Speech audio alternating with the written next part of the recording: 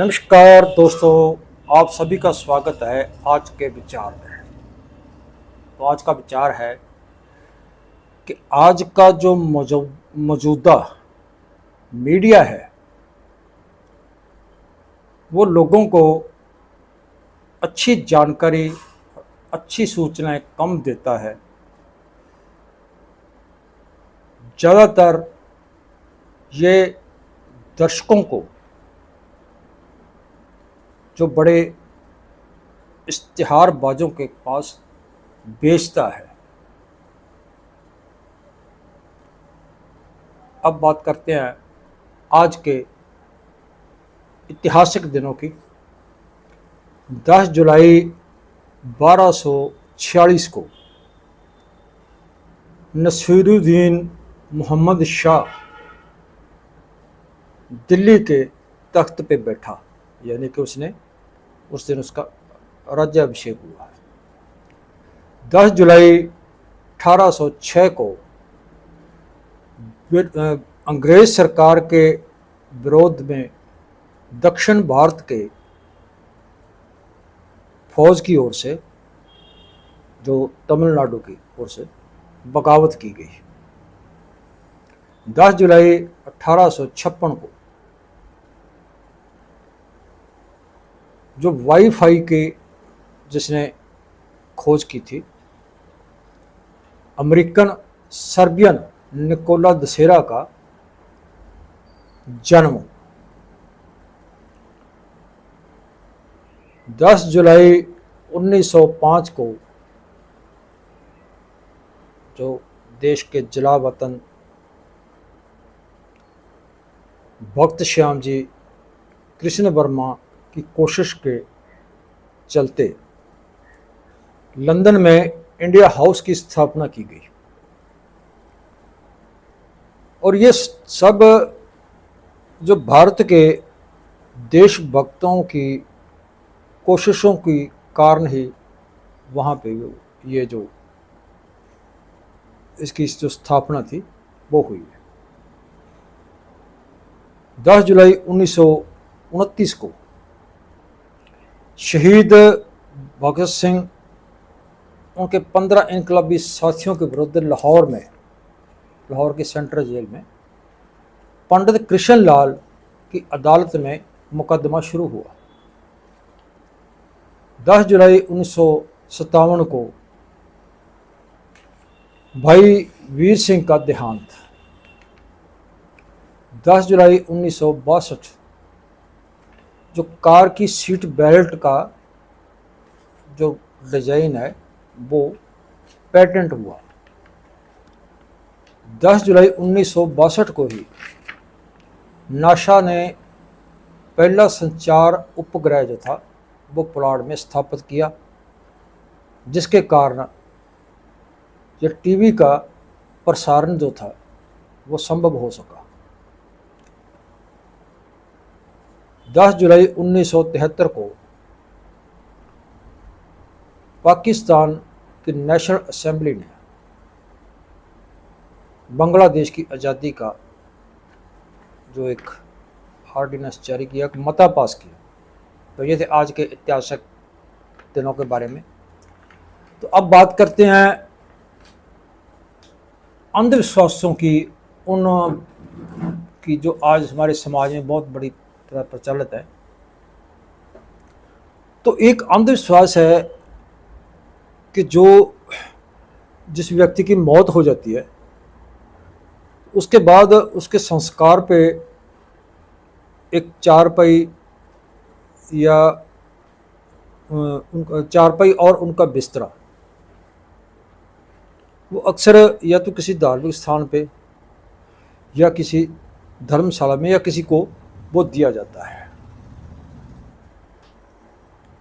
या उसकी 13वीं में या उसकी अंतिम जो अरदास अंतिम होता है जो उसका तो श्रद्धांजलि होती है, अंतिम श्रद्धांजलि होती है, उसमें वो उनकी चारपाई और जो एक बिस्तरा दिया जाता है। और ये तकरीबन नया ही दिया जाता है आजकल तो।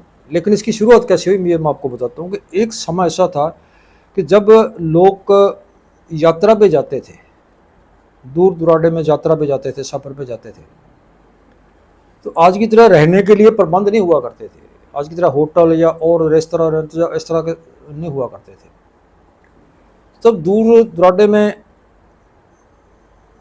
जिसको सराह भी कहा जाता है, ठहराव की जगह भी कहा जाता है, और उसको धर्मशाला भी बोला जाता है, तो धर्मशालाएं होती थी।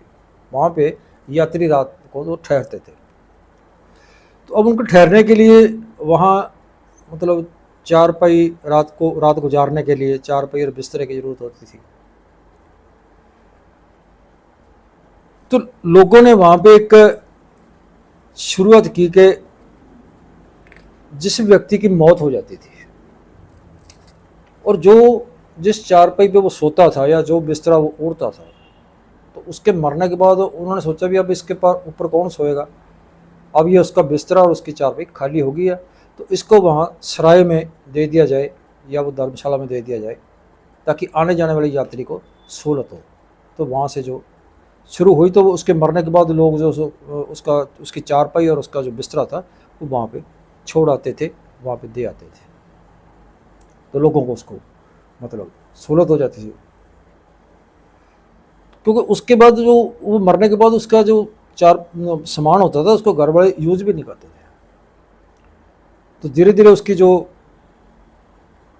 यात्रियों के लिए सहूलत होने लगी, तो लोगों ने ये देना शुरू कर दिया।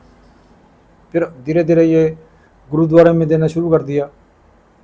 लेकिन जब ये धार्मिक स्थल में, गुरुद्वारे में, मंदिर में, मस्जिद में, जब कहीं पर भी ये धार्मिक स्थल पर देते हैं, तो वहाँ नई चारपाई और नया बिस्तरा दिया जाता है। लेकिन इसकी शुरुआत वहाँ से हुई थी। तो आगे चल के ये धीरे धीरे रिवाज बन गया और आगे निरंतर ये चलता रहा। लेकिन उस वक्त ये ज़रूरत से निकला हुआ या एक ज़रूरत की सोच से निकली हुई, ये इसको अच्छी बात भी कह सकते हैं कि ज़रूरतमंदों के वो काम आ जाता था। तो आगे लोगों ने इसको जारी रखा। तो उसकी देखा देखी आजकल भी ये चल रहा है। तो आजकल भी मरने के बाद उसके जो अंतिम अरदास होती है, तो उसके बाद ये एक चारपाई और एक बिस्तरा दिया जाता है। तो उसके बाद जो उसके कपड़े होते हैं बिस्तरे के साथ साथ, तो वो भी दिए जाते हैं। लेकिन आगे चल के उसके साथ और बात जुड़ गई कि उस व्यक्ति के साइज के कपड़े, उसके साइज के जूते और उसके बर्तन, वो भी दिए जाने शुरू कर दिए लोगों ने। तो पहले तो ये वहाँ पे उनकी ज़रूरत थी सामान की, जो देते थे लोग, जो उन सराओं में जहाँ पर यात्री ठहरते थे, तो वहाँ पे ज़रूरत थी इनकी। लेकिन अब के समय में देखें तो अब गांवों में कोई यात्री नहीं ठहरता है, और ना ही गांवों की यात्रा में, जैसे पहले समय में तो यात्राएं बहुत दूर दूर तक होती थी, गांव भी बड़ी दूर दूर होते थे। तो आजकल तो गांवों में भी साधन है और सब कुछ है, तो आज इसकी जो ज़रूरत नहीं है। लेकिन इसके साथ फिर धीरे धीरे आगे और बातें जोड़ दी गई कि ये जो सामान दिया जाता है, क्योंकि एक स्वर्ग नरक का जो फलसफा है वो हमारे पड़ा है सदियों से, युगों से। तो धीरे धीरे जो था उसको बाबावाद या कह लो पुजारीवाद था, उसने इसके साथ जोड़ दिया कि ये जो आप सामान दे रहे हो, ये आपके उस बुजुर्ग को या उस व्यक्ति को जिसकी मौत हुई है, उसको ये स्वर्ग में मिलेगा। तो लोगों ने वो देना शुरू कर दिया। तो उसके साथ साथ फिर आगे उसको, इस रिवाज को या इस ज़रूरत को एक अंधविश्वास के रूप में इसको और दायरा विशाल कर दिया। तो आजकल देखते हैं कि उसको श्राद्धों में, जो श्राद्ध आते हैं, तो श्राद्ध में खाना भी खिलाया जाता है, नए कपड़े दिए जाते हैं, तो और भी ऐसा सामान है वहाँ पे दिया जाता है, जिनको ये कहा जाता है कि उनका जो सारा कुछ स्वर्ग में मिलेगा। तो इसमें सबसे बड़ा रोल जो है इस अंधविश्वास को पैदा करने में, इस अंधविश्वास को बढ़ाने में, ये सारा कुछ करने में, तो ये सब का सब पुजारी वर्ग और उस बाबावाद का रोल है, जो लोगों को इस अंधविश्वास में धकेलते हैं, या जिसने ये अंधविश्वास पैदा किया। तो जैसे शुरू में बताया गया कि जब ये देने की शुरुआत हुई थी तब इसकी ज़रूरत थी वहाँ पे देने की। उन सराओं में जहाँ लोग ठहरते थे, उन धर्मशालाओं में जहाँ पर लोग ठहरते थे, वहाँ पे ये सामान देने की ज़रूरत थी, लेकिन अब इसकी ज़रूरत नहीं है। तो अब हमें इस अंधविश्वासी, इसकी पुरानी जो मान्यताएं हैं उनमें से निकलना चाहिए और अपने आसपास को भी इसके प्रति जागरूक करना चाहिए। तो ये फजूल के जो रीति रिवाज हैं, जो अंधविश्वास का रूप अख्तियार कर चुके हैं, इनको छोड़ना चाहिए। ये थे अंधविश्वास की बात। अब बात करते हैं मीडिया की, जैसे स्टार्टिंग में आज का विचार था। तो भारत का जो मीडिया है, अब ये मीडिया नहीं रहा, अब ये एक सनत का रूप धार चुका है, एक बिजनेस का रूप धार चुका है, जिसको मनोरंजन सनत भी कहा जाता है।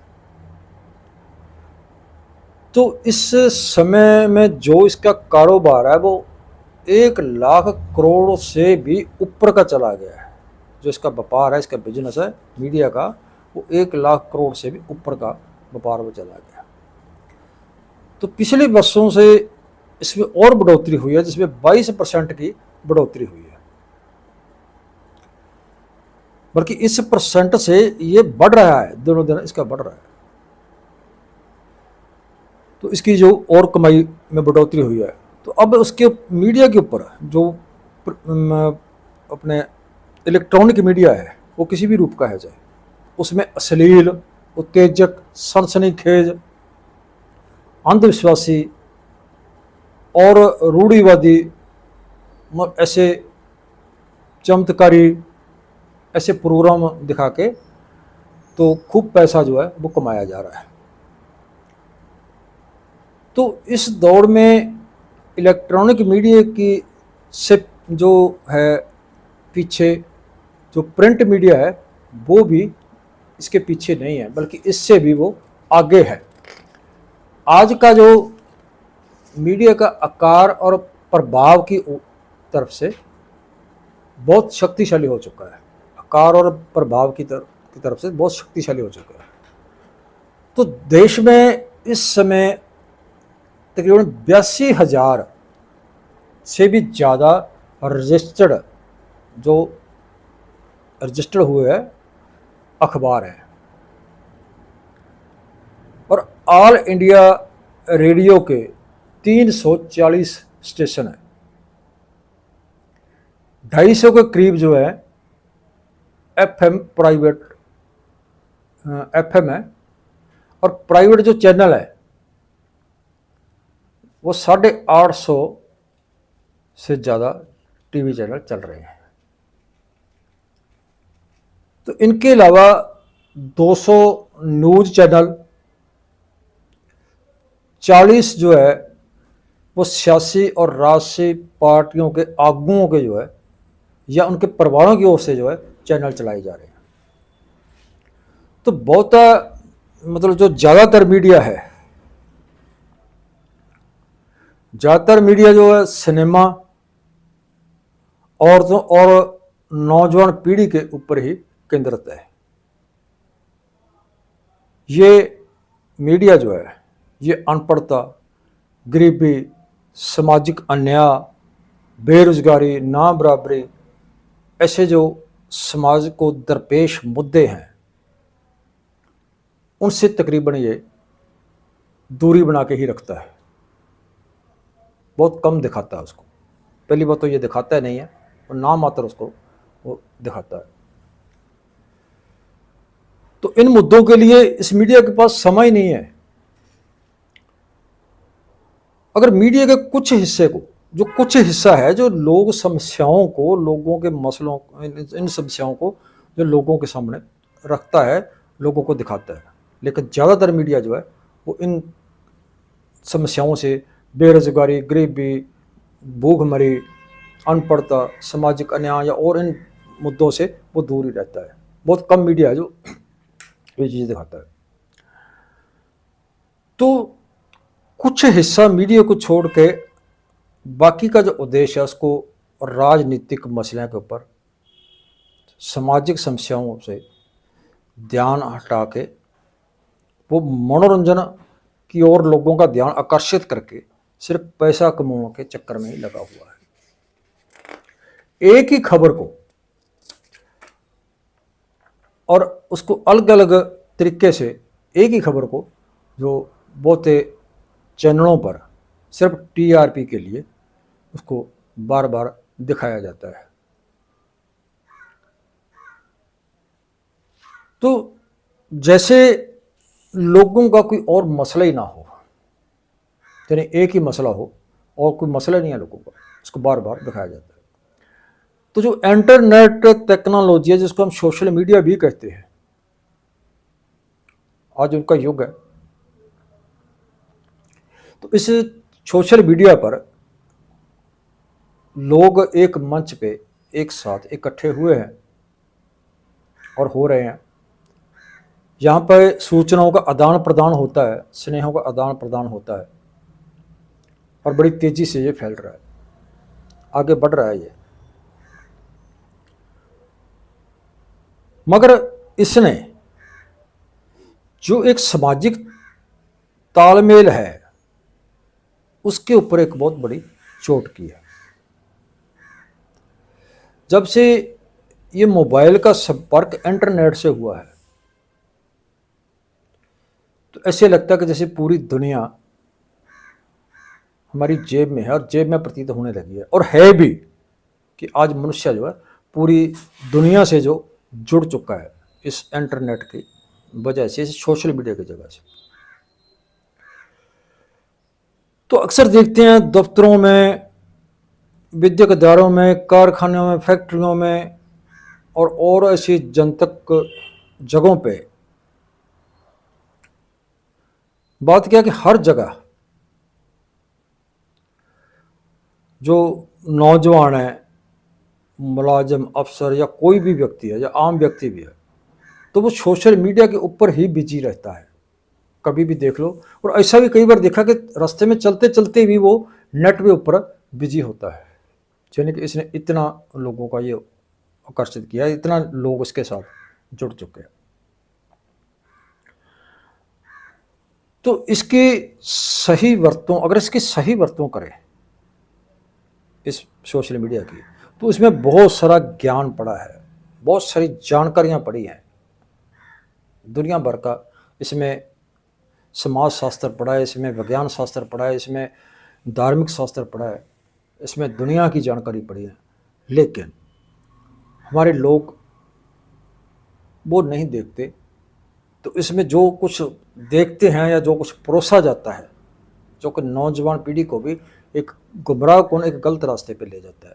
और सबसे ज़्यादा कि यहाँ पे इसमें अफवाहें बहुत फैलाई जाती हैं, और कई बार तो ऐसी पोस्टें होती है कि जिसके ऊपर झगड़े भी हो जाते हैं, दंगे फसाद भी हो जाते हैं।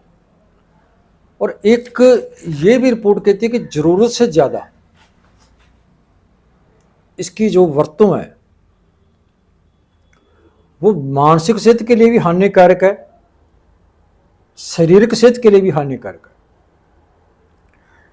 यहाँ पे नौजवान, बड़ी उम्र के लोग मोबाइल के ऊपर गेमें खेलते हैं।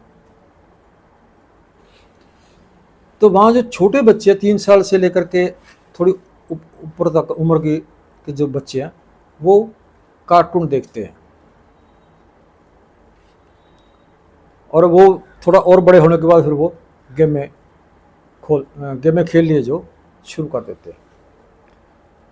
तो जैसे पहले बताया कि ये शारीरिक मानसिक सेहत के अलावा ये पढ़ाई लिखाई में भी बहुत बुरा प्रभाव डालता है। मीडिया ने, इस सोशल मीडिया ने बहुत बुरा प्रभाव, बहुत बुरा असर डाला है बच्चों के ऊपर।